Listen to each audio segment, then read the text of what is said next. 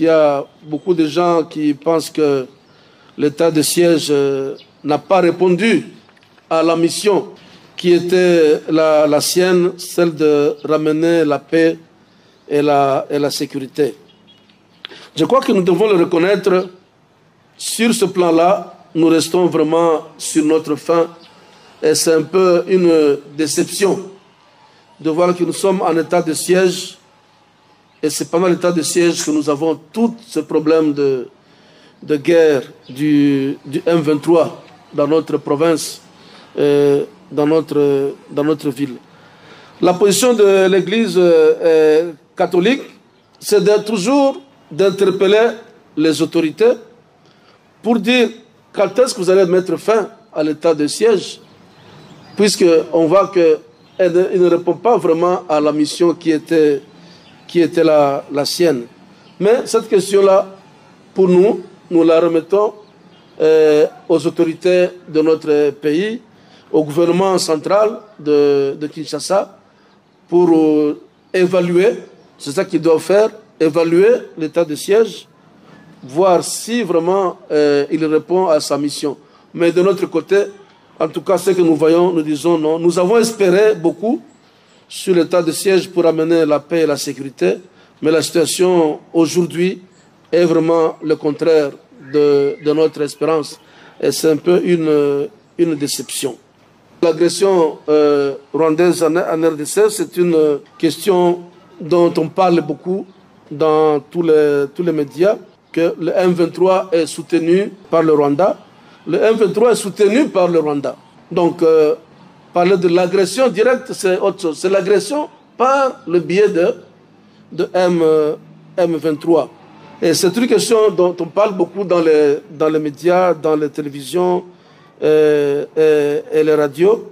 Je pense que c'est vraiment le messager du pape lui-même.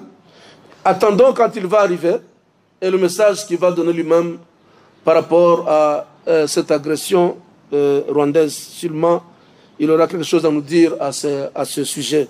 Je vois que l'Église fait son travail. Comme vous savez, la SENCO est toujours en contact avec la CENI aujourd'hui.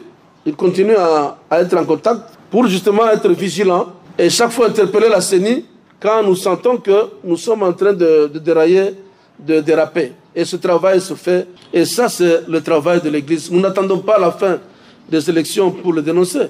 Rappelez-vous, en 2018, l'Église, avant les élections, a organisé des marches, a organisé des conférences pour justement prévenir ce qui allait arriver. Malheureusement, ce qui est arrivé était déplorable. Comme vous savez toujours, les élections chez nous sont loin d'être transparentes, d'être inclusives, d'être libres et démocratiques. Et ça, nous le dénonçons toujours, nous le regrettons. Donc, nous continuons à faire le travail, comme nous l'avons toujours fait, en allant vers les agents de la CENI et chaque fois les interpeller quand nous voyons que le processus électoral est en train d'aller à côté.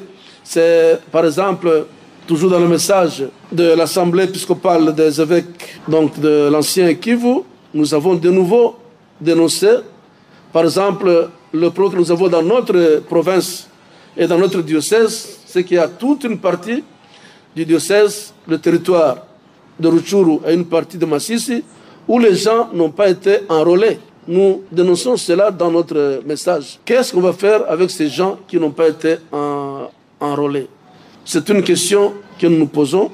Et actuellement, on semble continuer dans le processus électoral sans tenir compte qu'il y a toute une partie du territoire de la province où il n'y a pas eu d'enrôlement. Alors, les élections vont se passer comment? Comment ils vont corriger pour que nos frères et sœurs de Rutshuru et d'une partie de Masisi qui n'ont pas été enrôlés puissent participer aux élections? Ça, c'est des choses que nous faisons chaque jour, nous dénonçons. Et nous ne manquons pas de les dénoncer. Donc nous n'attendons pas que les élections arrivent pour en parler. Nous prévenons justement, puisque vous avez dit, mieux vaut prévenir que guérir. C'est tout ce que nous faisons, nous, comme Église catholique dans notre pays. Je vous remercie.